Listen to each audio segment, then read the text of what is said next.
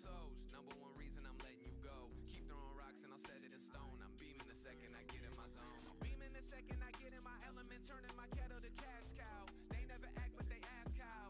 Get in the booth and I black out. Did this shit straight for like 8 years, dog, and I'm still going strong, homie. That's how. Ain't nobody wanna help when I'm ass out, but all I ever hear is congrats now. I got you all in a panic. I'm having the time of my life, boy. I take them to church, chirping and bragging, they helping it happen. I only imagine it's making it worse. All of this shit has been rooted so deeply inside of me. Look how I came from the dirt. Ain't no one pop where I'm from. I'm the one that was chosen. I guess that I'm breaking the curse. I got you all in a panic. I'm having the time of my life, boy. I take them to church, chirping and bragging, they helping it happen. I only imagine it's making it worse. All of this shit has been rooted so deeply inside of me. Look how I came from the dirt. Ain't no one pop where I'm from. I'm the one that was chosen. I guess that I'm breaking the curse. I got them shook with the footwork. They saying I came out the woodwork. What's funny is I knew it would work before I was praised for my good work. I've been talked about, I've been hated on, I've been slept on, I've been waited on. Used to skip past on my latest songs. Now I'm out for blood like it's Game of Thrones. Got a sword and I swing it at anybody. You going to the morgue if you fucking with Jerry. Trust me, I did them on war, but I couldn't be ignored, so I had to go resort just to murdering everybody. How you gonna tell me that it's not like that? All bets off when I cock right back. Click, clack, boom, yeah, I pop right back. You ain't never go along, but it's Hey everybody, what's going on? This is Mark. I also go by Yugs too. You can call me either one you want. This is the first episode of Down the Draft, which we're really excited for. Down the Draft is going to be a weekly show going over LCS, League of Legends, and it's going to be kind of breaking down what we're looking forward to the upcoming week, who we like, who we don't like, and in particular, this is going to be in regards to daily fantasy. If I know some people here are into daily fantasy, but not necessarily League of Legends yet, or vice versa. If you do have any questions on what League of Legends is or what daily fantasy is, you want to get more into one or the other, in the About section below, we have a little breakdown of both there, which should be nice and easy for us to take a look at. And then also, if you have more questions on kind of how daily fantasy works a bit more, I do have a little tips and tricks here too to kind of give some more information. Looks like the panels might be a bit messed up right now. I can make sure I retool those right now, but those are all looking good. Um, but yeah, so to kind of give some background, my name's like I said, my name's Hughes. Call me Mark, Hughes, whatever you want. And I've been into League Legends for 9 years now, probably 2012 ish. Got really into the esports scene, really enjoyed it a lot. And as I got a little older, had less time to play it, I watched a lot more too. And I also play a lot of daily fantasy, so they kind of went hand in hand with each other. So started getting really into League of Legends daily fantasy, doing pretty well, and I thought I wanted to talk about it with somebody, so I talked about it with you guys, and hopefully you guys enjoy it. We'll get started, and if there's any questions, if the audio's wrong, feel free to put it in the chat. I'll make sure I'm keeping an eye on it the whole time. The Streamlabs chat's a little messed up for me, so I'll be looking over here if you see me looking over a lot, but I'm definitely taking a look at that. But we'll get started with what we're going to do today, which is go over lock-in week 1. We're going to go over who we like and who we don't like, the down with and the down on. And each one's going to be in perspective of daily fantasy, right? So we're going to go over and say we like this person because of the price, because of the matchup, or we don't like them because of the price, because of the matchup, whatever it might be, right? And you'll notice it's all going to be based off in pairings, right? And part of the reason for that is because when you build a daily fantasy lineup, the best way to build it is to stack your team. So you have a 7-person lineup. You want to stack either with 4 people from one team, 3 with the other, or 4 with one team, 2 with another, and 1 from a third team. So because you have that 4-3 stack or a 4-2-1, we're going to have everyone pair and say, this is a good pairing to start off with this stack, right? So without further ado, let's get into it. So we'll go with the down with first, right? And we'll go 2 Friday, 2 Saturday, 2 Sunday. The first one we have on Friday is going to be more the risky one, right? What I like to do is have one riskier pairing and one safer pairing. So riskier ones can go in those big scale tournaments. You can enter those and you have a chance of, if those hit, you'll be probably pretty unique, right? It might not be totally contrarian, but you're going to be more of a unique lineup there and not have to worry about log jamming with 40 other people to tie with. So the first one's going to be FBI and Huhi on Friday. The reason why I like this is because, one, they're cheap. They're $12,200 for the pair, which is really a great cost, and they are going as TSM. I think that's a big reason why. They're technically underdogs in this TSM. But what we always see is that the first few weeks, the teams that don't change a lot are the ones that succeed the most. And while 100 Thieves might have changed a lot itself, it grabbed 4 people from Golden Guardians, right? They're going to be pretty successful. We like them a lot. I think at who we already have a lot of great synergy going on. TSM, there's a lot of changes, a lot of things going on in that team. There's only one person left there, so to speak, and everyone else came from different teams, and you're going to have a rookie ADC down there too. I think they're going to be able to take advantage of that and really key in a lot on it. So I really think that you're going to see a lot of great play going on in bot lane because I do think Speaker's going to make sure he gets Power of Evil rolling a bit more too and fixates on that lane.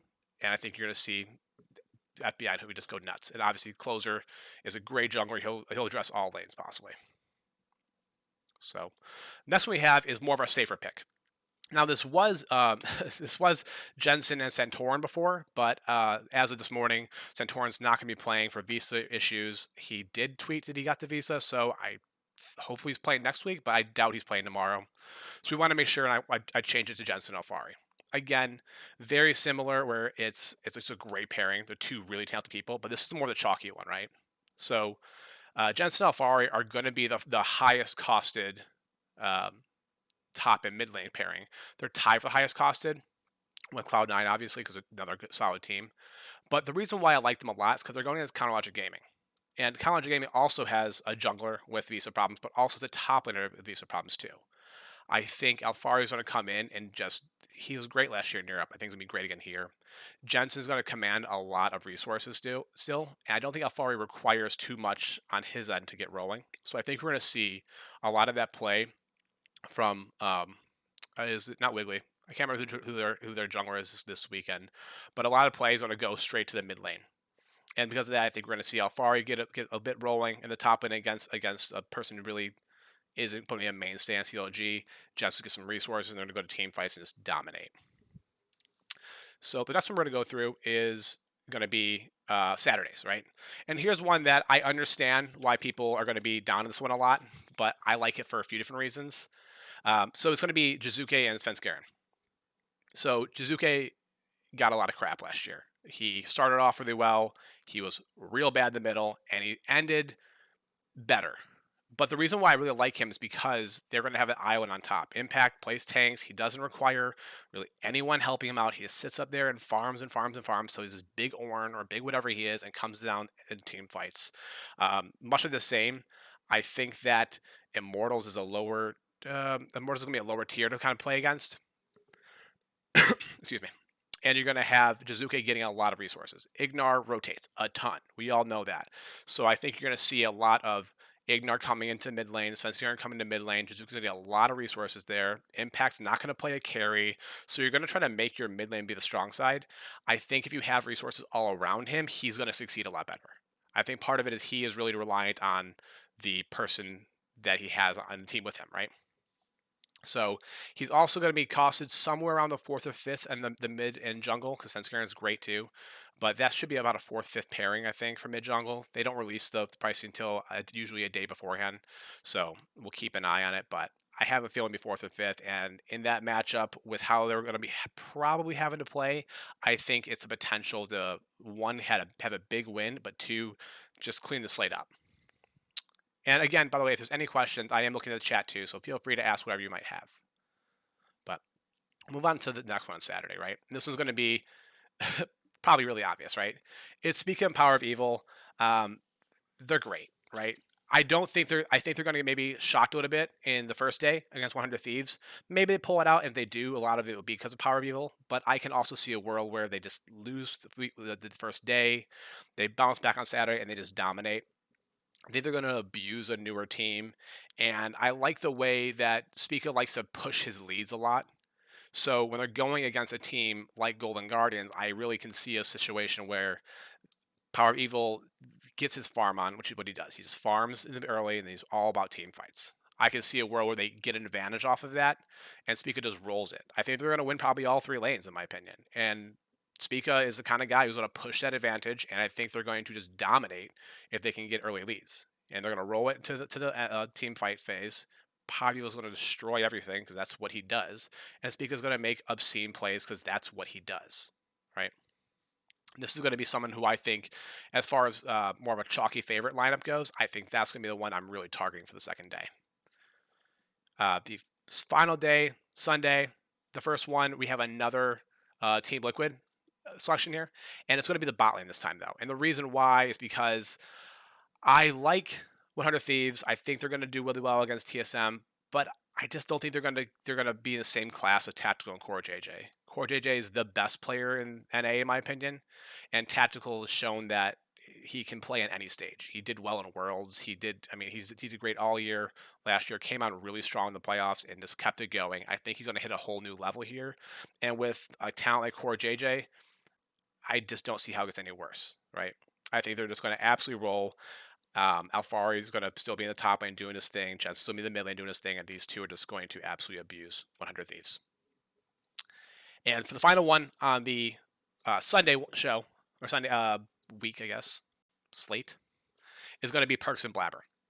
Again, it's going to be another chalky one here. They are playing Immortals. I don't see a scenario where they don't just roll them, right? I think Immortals is going to be a weaker team out the gate. I don't think they'll be great all year, but I think especially out the gate, they're going to be having too many moving parts. Perks is Perks. And I avoid him a lot in the first 2 days, mainly because I think he's going to be a really high cost. Him and Blabber are probably going to lead everyone with that. Beans raid. Wow. 28 people. Thanks, everybody. Well, we'll go ahead and give a quick little breakdown of Beans raid here. Wow. Thank you, Milk. I appreciate the follow. Seamus, I saw you followed a little while ago. Appreciate that as well. Baby, we got a lot of follows coming in, which is great. Look at that. Thank you so much, Beans. I appreciate it. We're looking good here. So I'll kind of back up again, and we'll walk through kind of what we're doing here too. And this is going to be a League of Legends show focused on LCS. Thank you so much, King Burger King. Thank you, Sly Murloc. Thank you, Quad Laser. God, thank you, Beans. Appreciate that very much. We rating. Yes, you guys are. My God. But yeah, this is going to be really focused on the LCS. So we'll do this every Thursday, and we'll go over the next weekend of LCS, because I'm not sure if you guys know yet, but League of Legends North American, the LCS, is going to be playing Fridays, Saturdays, Sundays this year, which means 3 days of games, which is awesome for us. We talk about this in perspective of daily fantasy, because we love playing it, love winning money. So we talk about it all 3 days. We got to figure out who's the best people, right? So we'll quickly go back over the first 2 days each.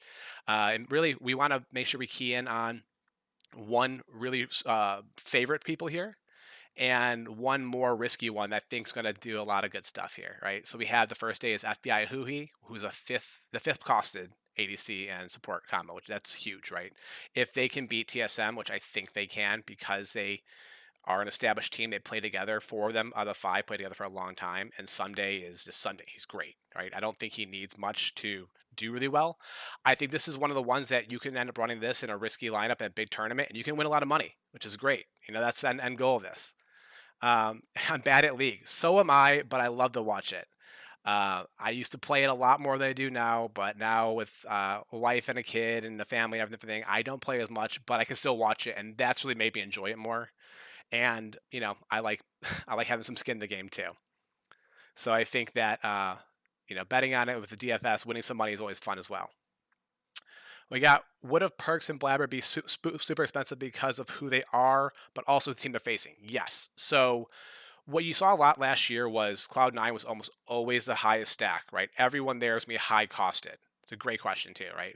But even more so when you're playing a weaker opponent, they're assumed they're just going to absolutely stomp all over them. So yeah, they're even higher costed, right?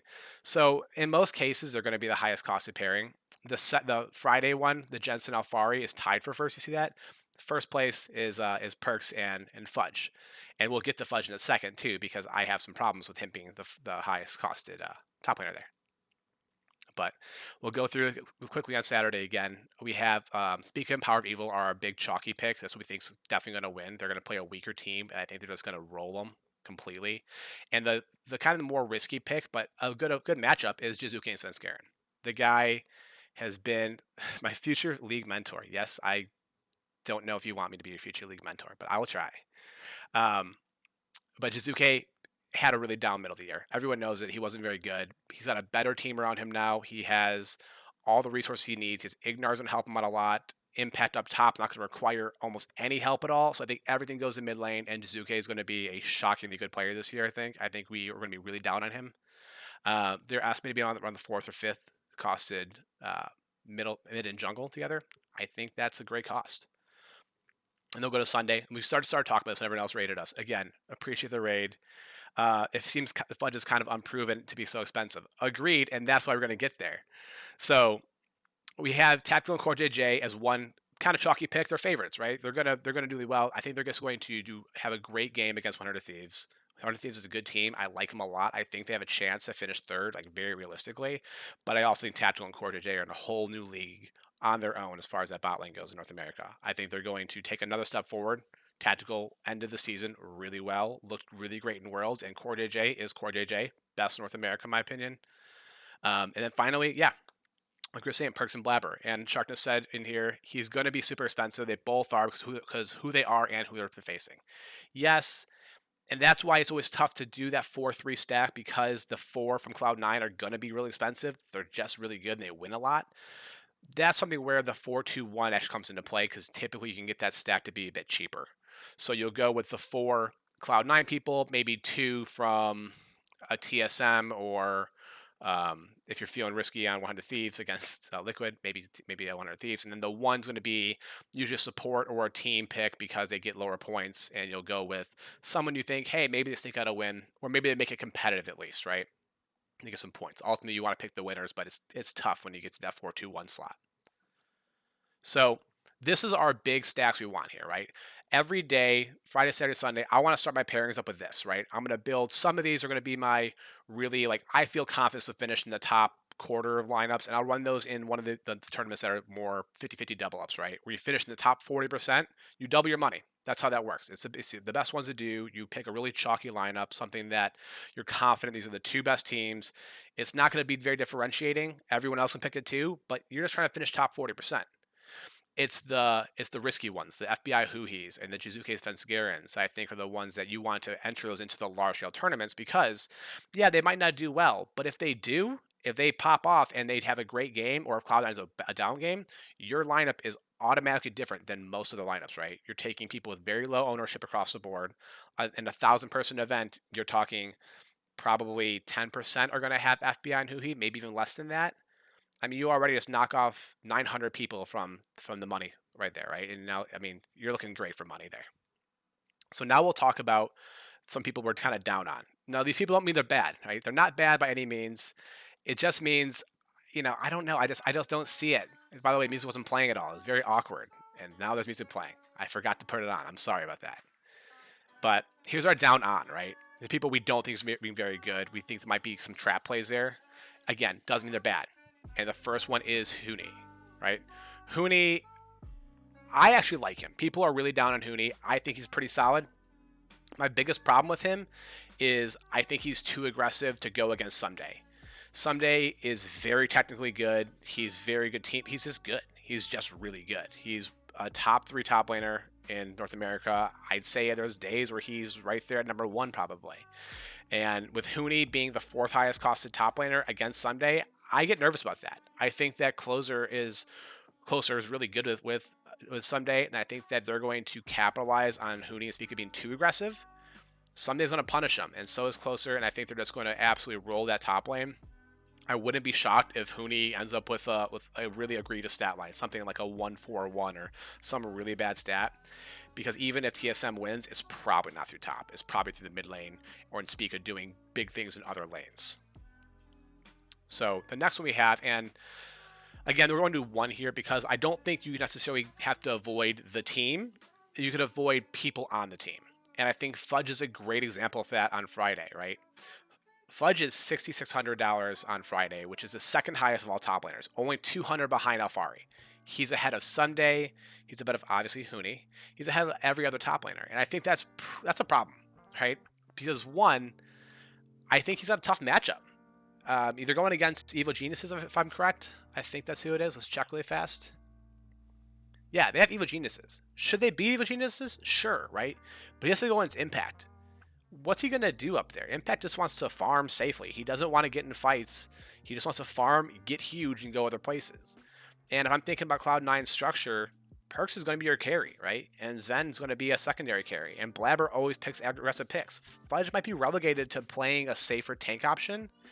And I just think that Sunday's going to be not Sunday. Sorry, Impact's going to be better than him, right? On a tank, right?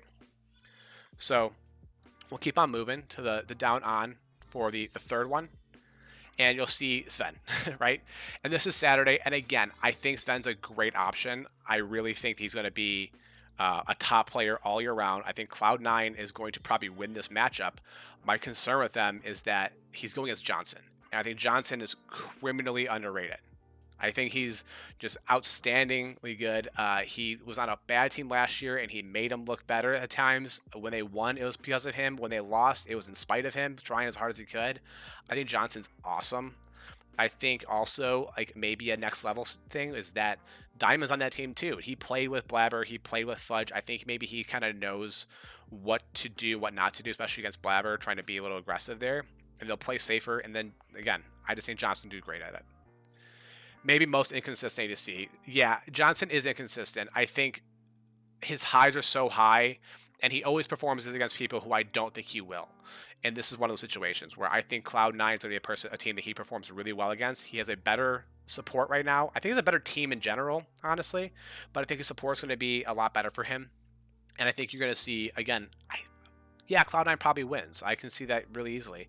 But I also think that if they win, in this instance, they're going to win through the mid lane, probably. You're welcome has followed. Thank you. You're welcome. I appreciate it. I am welcome. And yeah, I think Sven's going to maybe struggle here. He's going to be probably the highest costed person. So even if he is the best A to C, he's got to make it worth the money. And I think there's a good realistic chance that he's not the number one A to C. He's going against a tougher matchup. I think you can go, just looking at who the slate is here. TSM plays Golden Guardians. I don't love Loth. I think he's probably a little overpriced for a rookie right now, but I can see him having a pop-off game. I look at Evil Geniuses, and I can see, well, maybe not definitely against Immortals, but I can see something decent happening there too. It's a weird slate, but I can also see a world where Johnson actually does finish number one, and if they can pull an upset off Cloud9. Maybe Cloud9's trying some new experimental stuff. So the next one we have is going to be Sunday, and we only have 5 down ons here. Again, I really want to make sure we key on people who I would like to avoid in a matchup. And this is someone who you saw was on the down with for Friday, right? It's something that it was hard to put him on here. There's a lot I like about the slate on Sunday, actually. There's a lot of really chalky picks. The reason why he's on Sunday is the same reason why Tactical and Core JJ are on Sunday, right? I just think Liquid is going to outclass 100 Thieves. I think that they're a good team. I think that if they stand a chance, it might be through the other lanes. And I mean, probably having that, probably for the jungle difference, honestly. I think that this is going to be one of those ones without the typical Liquid jungler. Closer has the best chance he's going to have. DeMonte will adjust his game to make sure he suits everyone else better, but I just don't see a world where they're going to be able to surprise Core JJ or where they're going to be able to slow down Tactical with Core JJ by his side the whole way through. So I really do think the FBI being around the 4th cost of person might be a bit of a trap. I think Liquid is going to be the highest costed team there, and they're probably worth it, honestly. It's one of those days where I think, yeah, I'd want them, and I want to get different somewhere else, right? I want Team Liquid as my 4-player stack on a 4-3. And I think the 3 that I'm looking for might be something different then, because I do want to differentiate myself, but at the same time, it's almost undeniable that I think they're going to win that game. And they're going to win it in style, too. And the final down on we have is Impact. So Impact is a reason why I thought Fudge would be bad on Friday. Again, these are things where it does get contrarian a lot of times because it's round robin as well. So you're going to see a lot of different matchups here.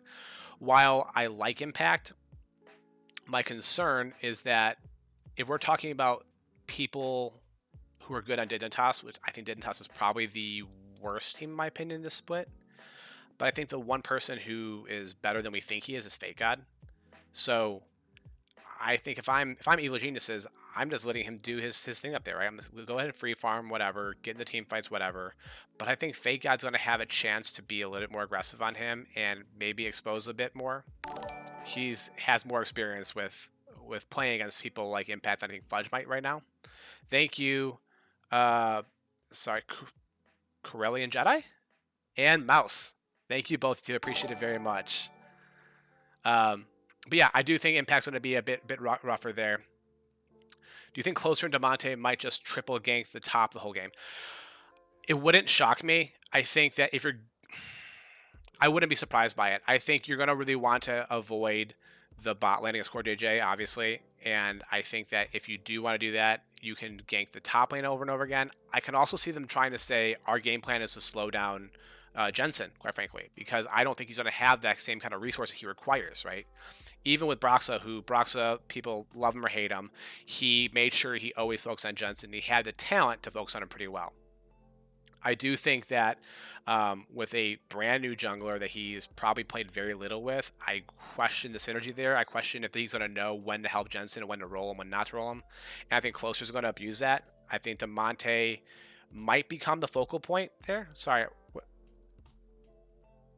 Yeah. Yeah, I do think Demonte's interesting. I do think he's going to play more of a he adapts what he has to do, right? He doesn't usually win his lane. He usually adapts everything else. I do think that this instance they might try to just shut down mid lane and say, we're going to win by starving out Jensen, and we're going to starve out Jensen by just ganking him repeatedly and out ganking his jungler. So I do think you're going to see a lot of Closer there. I think you're going to see a lot of Huhi coming up too. So maybe they do a lot of ganks up top. I think maybe you can see a Twisted Fate come out for Demonte, and he can do a lot of rotating with Twisted Fate Ultimate as well as Teleport. He can do a lot of bouncing up top, doing a lot, coming back to mid lane, shutting down Jensen. I think it just really favors that team a little bit in the mid and top, but I do think they're going to struggle a lot in the AC and support enough to where they just might not do a ton, honestly. So that's really what we have for this week. Again, I think that if you have any questions here, we do have the little things to get some help on this. If you are into League of Legends and you don't know Daily Fantasy very well, you want to learn more about it, I put a link in there for kind of how to play Daily Fantasy for League of Legends in DraftKings. And vice versa. Say you play a lot of DraftKings. I know we have a few people here who played a lot of DraftKings in different sports, and they want to get more into League of Legends, and you want to maybe learn more. There's a link to Riot's page about here's what League of Legends is, here's how you execute it, right? Here's what the point of the game is. And ultimately, I'd say watch it. The commentators are really, really fantastic. They break things down really well. Captain Flowers is probably one of my favorite color commentators, in any event / sport. I think he's really fantastic, and I think he makes things easy to understand. And then likewise, when we talk about the daily fantasy lineups, I do think stacking things is going to be another big one. You're going to want to have your 4-3 stacks, your 4-2-1 stacks, which is pairing those numbers with the same team, right? You want to pick winners. So if I think that Cloud9 and 100 Thieves are going to 100% win, I want to pick a 4-3 stack with 4 Cloud9 players and 3 100 Thieves, or vice versa. And then finally, context selection. There's 2 big contexts you can join. There's what's called cash and what's called GPPs, or guaranteed prize pools. Cash are going to be things you want to pick a more favored matchup to finish top 40%. That's going to double your money up usually, right? You're going to go in a head-to-head matchup, or you're just going to enter a $5 double up, go to $10. Nice and simple. It's the GPPs where you join a 1,000-man pool, and it only pays the top 20%, and you maybe make your money back if you finish in the top 20%. But if you finish number 1, you're making a ton more money, right? $1 events sometimes will pay out a couple hundred, which is nice, right? So you get lucky, you take one down by being contrarian, and we'll go back to the down with here. By being contrarian, taking picks like the FBI Huhi underdog pick, or the Jizuki Senskaran, maybe not underdog, but undervalued pick, which I think is a better way to put it. And just picking some interesting things to make sure that you're unique.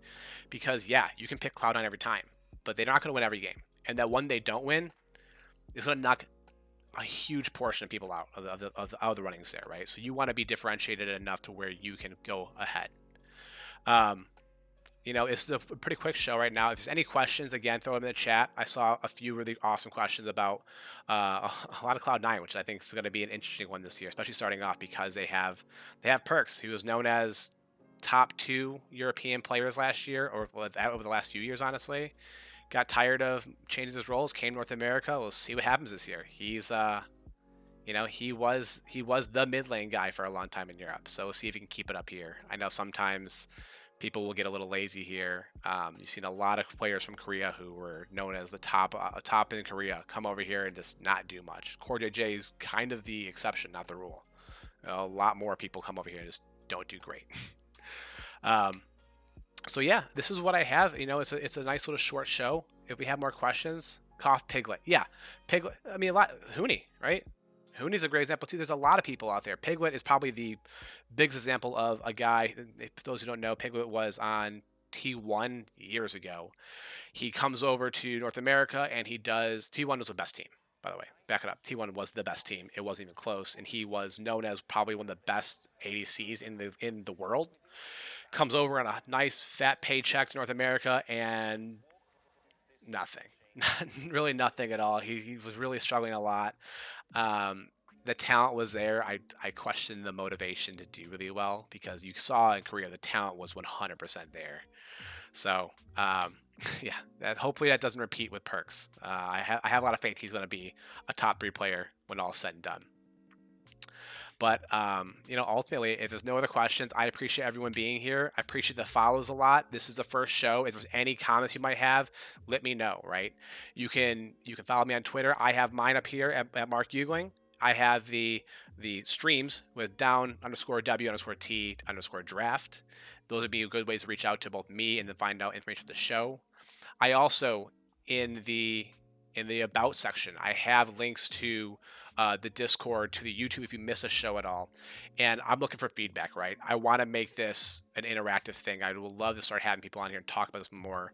After the first week, we can go over how we did. We can talk about the lessons we learned. We can go over and say what went wrong with FBI Hui. Why weren't they a good pick? So if anything's wrong with anything else, right? The volume's messed up. If you just find it boring, let me know. I want to make this better. I like talking about League of Legends, especially in the daily fantasy aspect. I want to keep talking about it. So, please help me out. Thanks, everybody. That's going to be all for us, all right? Have a good one.